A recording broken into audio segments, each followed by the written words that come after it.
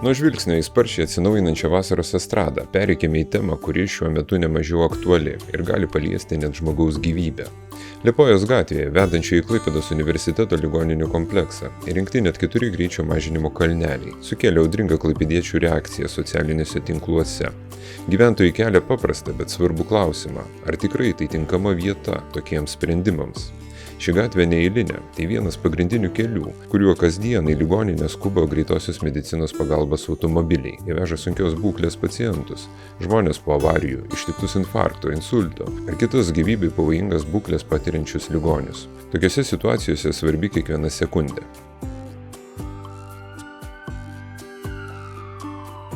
Tačiau dabar, net ir su jungtais švyturėliais, greitosios pagalbos automobiliai yra priversti lėtinti greitį, stabdydami prieš kalnelius, o tai neišvengiamai ilgina kelionės laiką. Medikai nekartą yra pabrėžę, staigus stabdymas ar kratymas gali turėti įtakos paciento būklei, ypač kai ji kritinė. Kita vertus, tokie sprendimai dažniausiai priimami siekiant didinti eismo saugumą.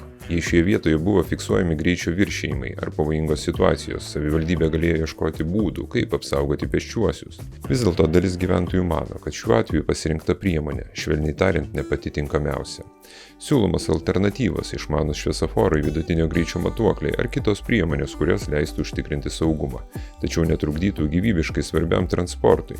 Taip pat vairuojantis klaipėdiečiai pastebi, jog naujai mieste įrengiami greičio ribojimų kalneliai tarnauja ne tik mažinti greitį, o dėl savo statumo tampa automobilio gadinimo priemonė, kuri, kaip ironizuoja mūsų kanalo komentatoriai, veikiausiai skirta nepraleisti priešo tankų.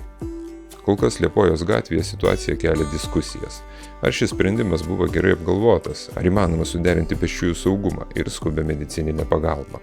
Atsakymų šios klausimus ieško tiek gyventojai, tiek specialistai. Likite su Klaipėda TV.